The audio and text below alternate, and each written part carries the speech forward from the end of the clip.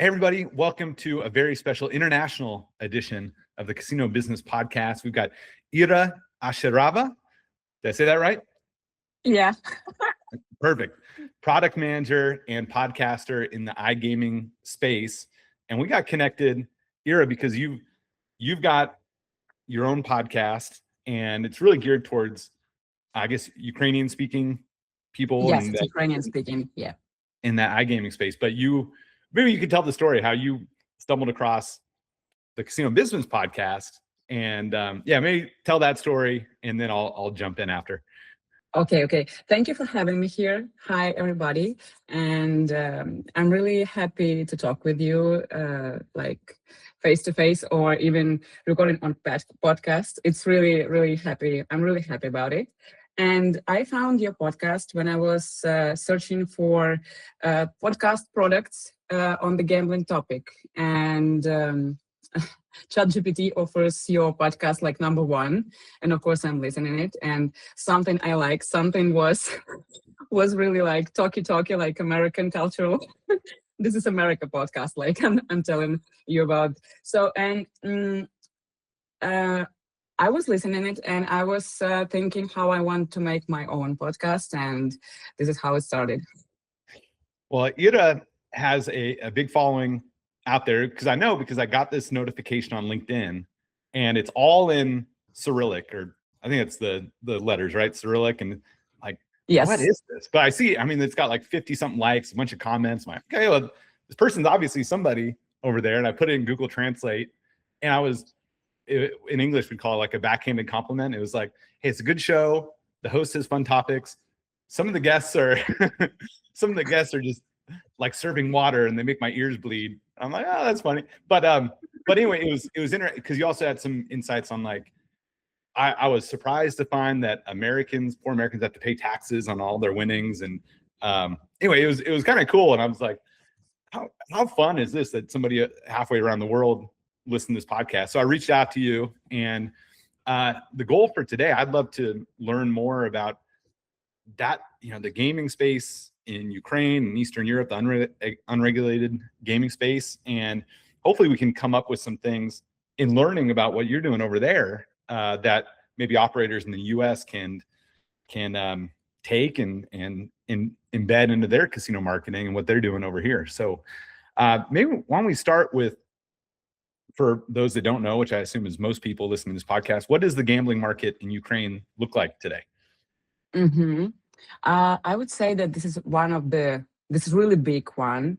And I checked for our episode recording, and ChatGPT told me that it's around $3 million value of the market. And I can believe it, because I know that the biggest player on the market can earn like from 50 to 100 million US dollars per month, like GGR, gross revenue per month. Mm-hmm. Yeah, this is huge for me, I think, and this is huge for a lot of casino worldwide. And according to the market, it was regulated like around maybe up to 10 years ago. Before that, it was unregulated and really corrupted. And I used to work in Panimatch. This is the leader of the market with the biggest share of online and retail in Ukraine. But when the war started in Ukraine, I'm talking about war Russia against Ukraine. Mm-hmm. Things about the regulated market, it started getting worse. And I should say that this market is really corrupted at the moment, and one of the biggest players left the market. And I'm not really happy about it, of course, because I'm the fan of the really nice regulation, paying taxes and ethic to the players. And I believe that only with regulation it is possible to control market and to make it better. So at this moment, it is not so good as it was 4 years ago before the war. And so if I'm understanding, before the war, so 10 years ago, so there's about a 6-year window where the government said, okay, we're going to regulate gambling in Ukraine. Mm-hmm. You worked at one of the big players out there, Party Match, and now with the war going on, I imagine there's a lot more important things to focus on than gambling regulation. So unregulated is starting to come back in. Is this 100% online gambling, or are most of these companies have brick and mortar, as we say, like a physical presence and also online, or what's the split between online and physical? It's both of them. And in 90s, when the market started to build, because in Ukraine it starts in 90s, like in the beginning of the 90s. So the first market player, like Party Match or Favorit, they start their businesses in the beginning of the 90s, and we call it retail. And how do you say it? Like, we say brick and mortar, like brick and okay. mortar is like something the building is made out of. I got it. Okay. So like 100% it was like brick and mortar. And then in the beginning of the zeros, like 2000s, the digital market became, and Party Match created its own platform, and it's like became one of the biggest casino and sport operator because of this digitalization. And it would be still the biggest one. And if you ask me about this comparison, which size is bigger, so online is bigger. Online gives more profit and more players, but still this offline presence, it is still really wide and really has a lot of different type of retails in Ukraine, from small points to like big casinos, not big like Las Vegas, but still pretty big. Understood. And the games are they similar to in the US market? If you know much about US market, is it online slot machines and then blackjack and roulette, or what games do you see are most popular? First of all, I would like to say that in Ukraine, we have all about sports, because unfortunately in Ukraine, the casino means like you are psycho if you play in casino. Like we have this word ludoman. It means you are sick of playing casino. You can't stop, you will lose everything. And our operator, they prefer to do a really aggressive advertisement around the sport and sell casino more like additional product. But from casino side, I know that casino has bigger share in revenue than sports. And maybe it is like the same all around the world, but in Ukraine, it's this picture. And the games itself is, of course, slot machine on the first position. It's like 70% of the revenue come from that. Poker is really popular, but poker would be like poker room. It is like side project. We don't split them in casino. It would be like different company, but poker is really, really popular in Ukraine. And of course, we have roulette and some card games. I would say that blackjack would be really, really well known in Ukraine. But slot machine is, of course, number one for the man, for the woman, all of them. Online and in retail, like slots, it's number one. And if you ask me about the theme, what is the game the most popular? It's fruits. It's always fruits. And there is well-known game provider EGT. It's like 3 letters, E, G, and T. It's a European one, and it's like monopolist. It's number one. It has like majority of the majority of the bets in the market. And then we will have like Pragmatic and all of the rest, but really, really lower than EGT. Interesting. Okay. And then, so in these big operators, so in the US, we've been slower because of regulation to adopt online gaming. Now we break it up by state. So I live in Texas, where online gambling is not legal. Actually, physical gambling isn't legal in Texas. Other states have physical, but not online. Some have both. Now, the online side in states, what's interesting about the marketing is obviously there's a lot of email marketing, a lot of electronic to get people into the app and gamble, but they take some best practices of the retail side, which is they'll assign a VIP host to their bigger players who will actually kind of be a friend / salesperson / customer support with a bit. Hey, Ira, hey, we got this big, the Super Bowl is coming up. Do you want to put some money on the game? I've got a special promotion for you. So in the Ukrainian market or in Eastern European markets in general, if the same applies to both, what's marketing like? Is it strictly online? Do they also have, humans that are trying to sell to get people to play more? Or maybe you can just kind of tell us what the marketing like. I really enjoy how you American like calls, especially FaceTime. Like Eastern Europe is so much different. People hate calls. We are not selling so much by phone. We're selling a lot via social media and SMS. I mean, like real SMS and WhatsApp, and we have our own very popular like Telegram, Viber, and other messengers which is using and which is allowed to make this advertisement because it's not regulated at all in Ukraine, and you can send whatever you want, any amount of SMS, how much budget you have, you can sell all of them.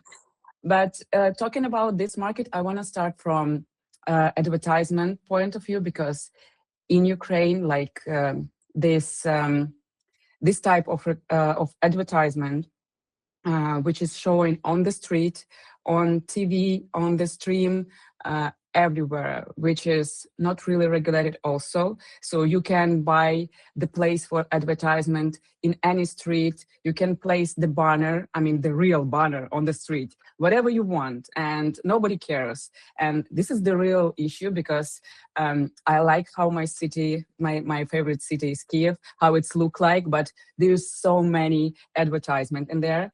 And what operators do, they buying as much as they can this advertisement.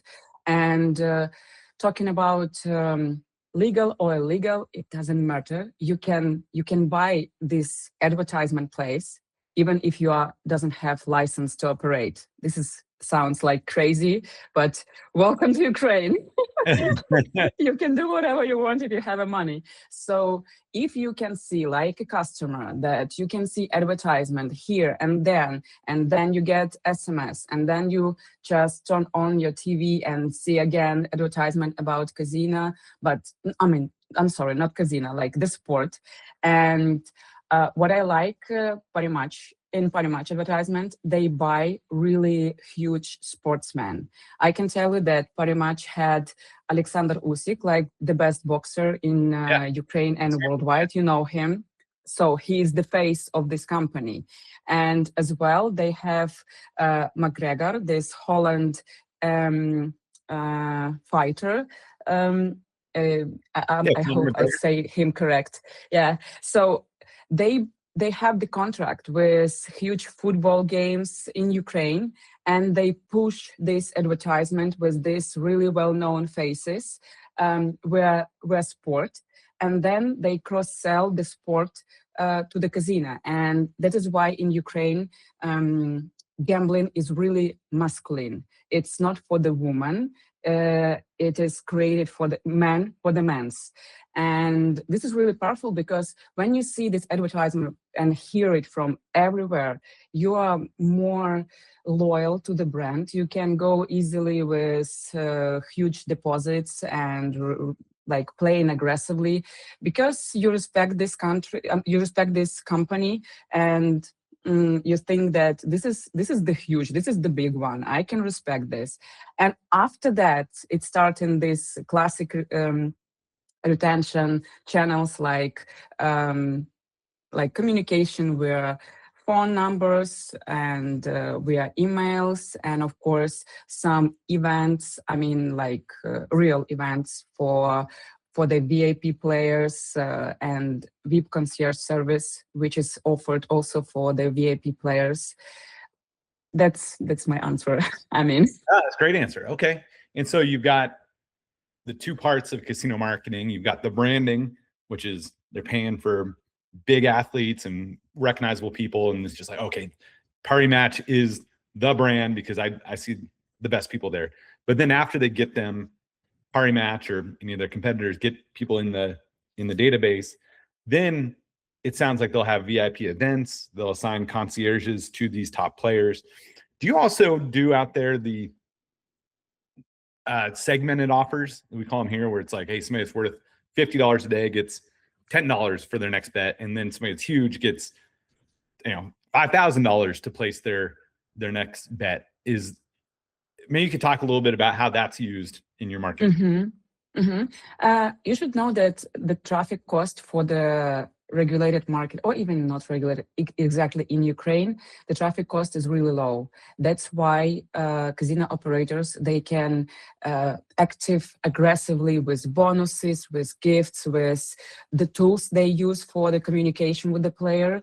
And the companies has really big team. I mean, it's working like 3,000, 5,000 people can work in one casino for one region, like for the all Ukraine.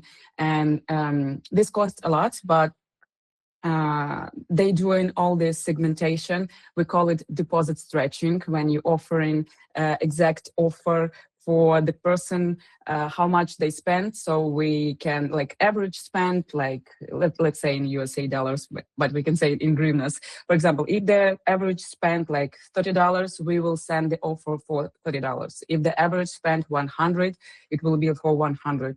And these offers, they are really really aggressive, like, and advertisement as well. So you can get a lot of communication like every day. And especially if there is some sports events, oh my God, it will be from all type of communication. You will get this information like by email, by phone call, by SMS. You will get it everywhere. And I'm not really fan of this. Sometimes I'm trying to unsubscribe, but it is impossible to unsubscribe because there is no GDPR rules in Ukraine. So you can be wasted by all of these operators. And if you are like playing in 3 or 5 of them, they will kill you in one day, like with all these things going to you, like the player. So according to segments, I should say that Ukrainian business, they using this personalization as well and segmentation. And the segmentation could be huge when you have like big base of the player. So the bigger casino, the more complex will be the segmentation and personalization. And of course, we're using the data collection. We clean it, we make it in, we created like reports, like revenue reports and performance reports, and of course, communication reports and a lot of more to understand user behavior and how to make the customers spend more in casino. This sounds not really ethic, but it is. Yeah, no, it makes sense. Now, I know you work with some crypto casinos, and so maybe you could talk about the allure of crypto and kind of how those casinos are doing in the market compared to the big regulated and then the maybe unregulated but not crypto casinos. Maybe I should start from this point of view that Ukrainians, we raised in the really tough condition. I mean, Ukrainians who was born in 90s, in 80s, they are like in the prime time right now. And a lot of people who work in Ukrainian market, they understand how the market is working, and they can do a lot of efforts to make this business works. But the corruption in the country push Ukrainians to offshore business, like to create crypto casino, to create fiat casino with offshore license such as Curacao, Kanavaki, and others, and to try make business for the Eastern Europe or even for tier 1 countries. It depends on how much you're crazy and unfortunately, Ukraine doesn't afraid of doing anything for the money. And that's why I think there is a lot of Ukrainian people who is working in offshore and crypto casinos, a lot of them.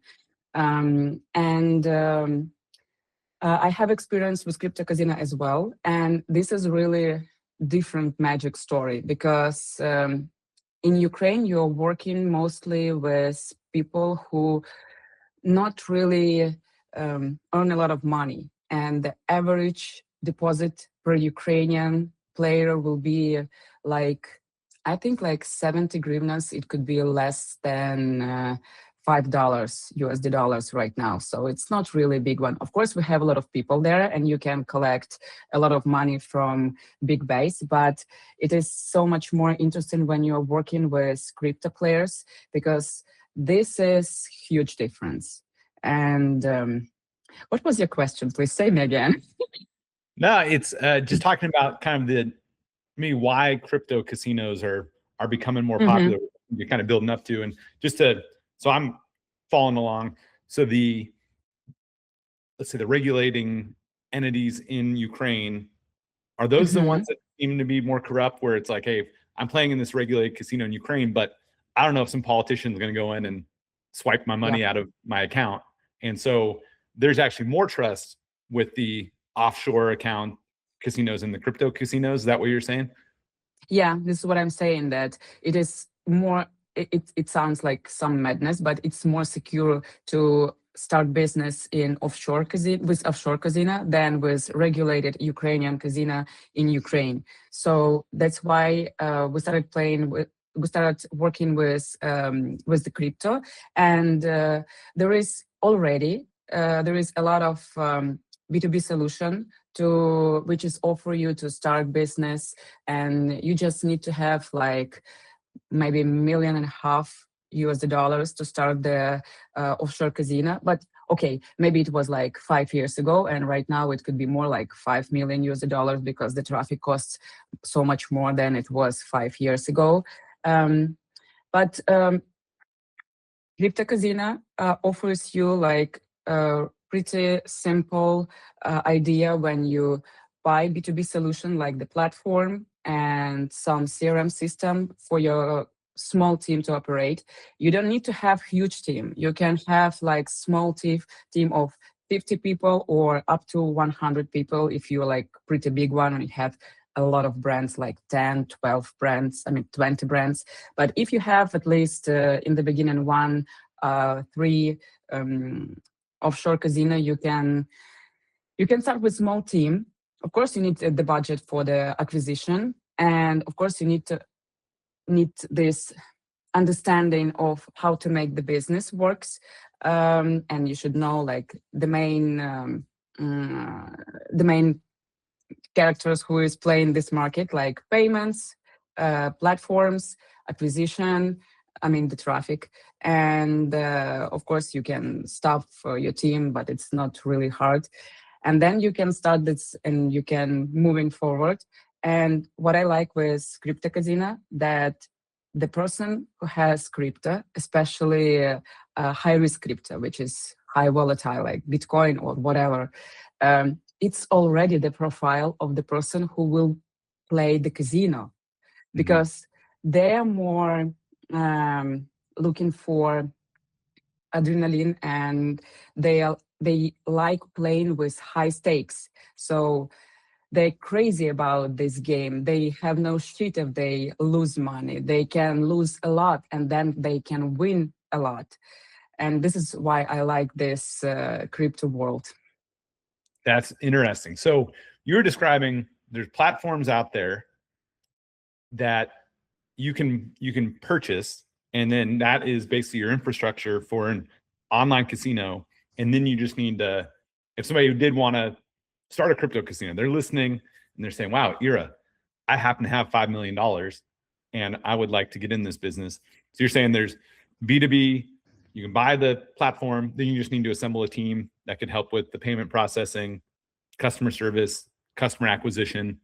And then where are most of these setting up? You mentioned Curacao. Like, obviously you can't set up a crypto casino in the United States, Now, So where are most of these places springing up? right now, at this moment, a lot of these businesses, they are located on Cyprus. Do you know this island? It's near the Turkey and Ukraine. Oh, okay. And also near the Israel. So this is the small island where is a lot of businesses which is working on in offshore, because the Cyprus itself is offshore island. It's a lot of other businesses which is doing this fintech and other mumbo jumbo thing.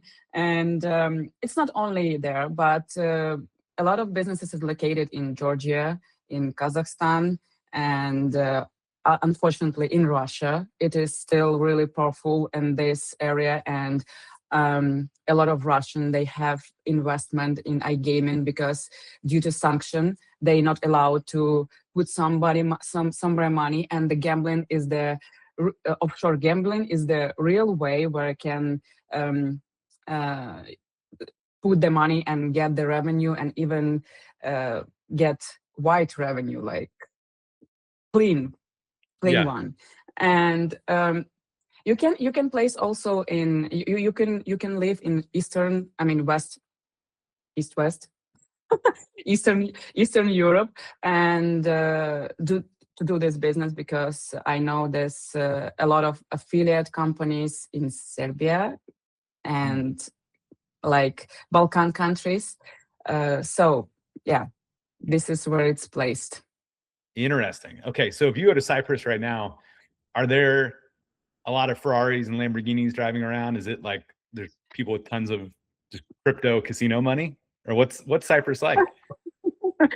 It's really it's not like it's small island, and it looks like village with some some I don't know. I don't like this place really much, but there's a lot of wealthy people who is living there, and the local people there, they're more like living regular life, and there's a lot of Russian, Belarusian, and Ukrainian who making this business. They're living there.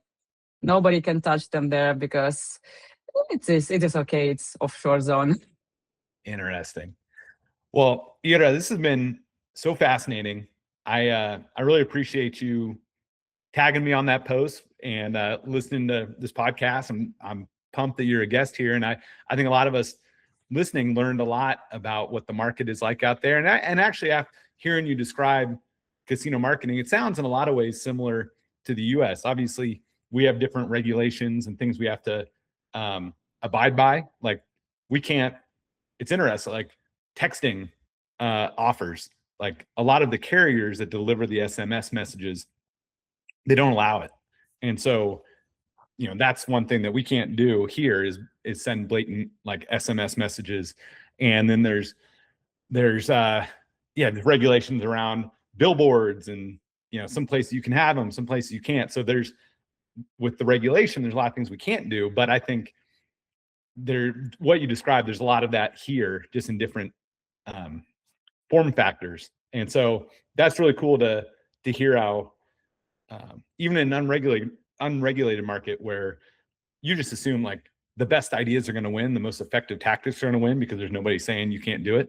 It sounds like a lot of what we're doing here is on the right track. And I think one thing that you mentioned earlier, and we talked about maybe off camera, is more of the relationship building here, like getting on the phone. And I think that's just because of the retail nature, where there is people that are going to a location, so they get to meet their host or their concierge, and that relationship can be a part of the brand, where even if this other casino is giving me 20 extra dollars, I'd rather go there because I know my host Ira and I want to see her. And so that's maybe one element that there's more of here, but it sounds like, in your market, there's, more of just like everywhere, you can't escape it. And so it's just, it's interesting to hear about the similarities, but also some of the minor differences between the markets. Yeah. About the crypto casino, I would also say that they are driving and they're changing the gambling market. And I would say that there is two types of offshore casino. The first one, more classic, which is working with fiat, and the second one, which is working with crypto traffic. And it's so much different in acquisition and in retaining these users. And the user itself is really different.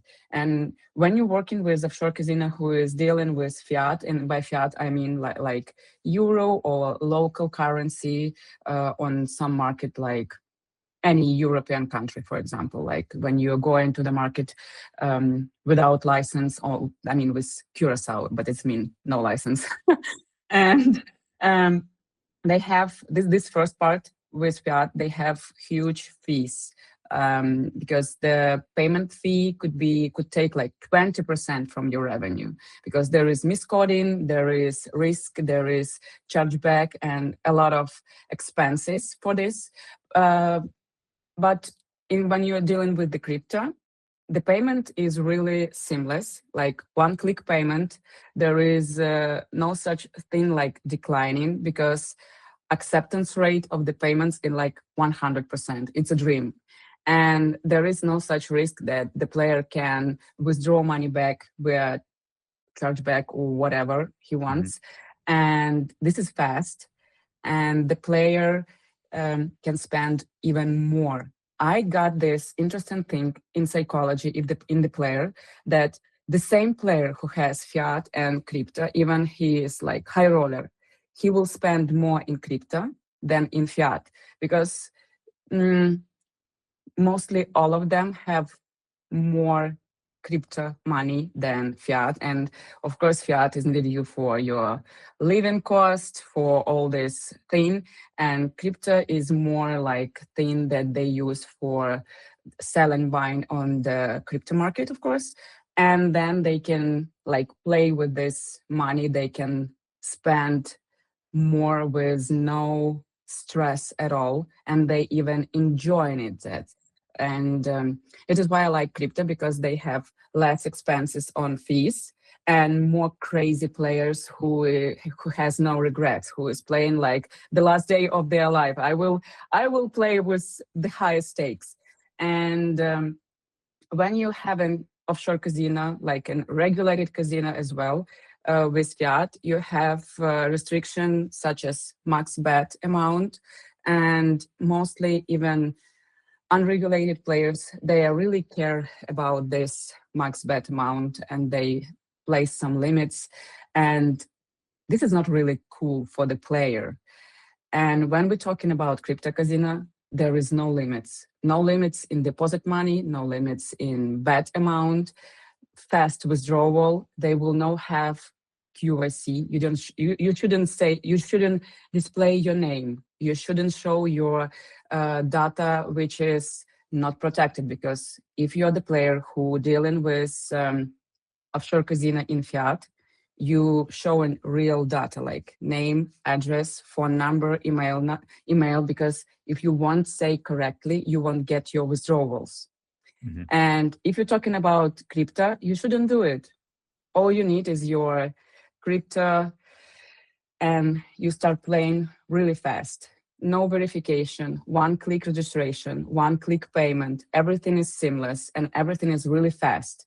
And when we have this period in our life when social media spoiled us for get everything really fast, like we swiping all these images and getting dopamine from social media. So the crypto casino copy that and given this really fast and really cool experience for the player. And the biggest players will go to the crypto, like the players who can spend the most. And in conclusion, I'd like to say that about this comparison, I mean, that you have more margin, you will have more high rollers and VIP players, and all this cash flow will move in really fast for you, because fiat is slower. It could take 7 days to get bank transaction sometimes, and it's not really cool. So I mean, this is the reason why crypto casino is changing the industry at this moment while we're talking with you. They're doing it. Yeah, that's so interesting. Well, Ira, if somebody wants to learn more about crypto and what you're doing, how should they get a hold of you? What's the best place to find you? The LinkedIn. I'll give you my LinkedIn account so they can talk to me. Perfect. Well, hey, thank you so much again for making time. I know it's later out there and I just really appreciate it. This is a ton of fun and let's do it again sometime. Yeah, thank you. Thank you for having me. You're doing a really good job. I'm enjoying your podcast and I can't wait to hear our episode on it. Thank you. Thank you so much.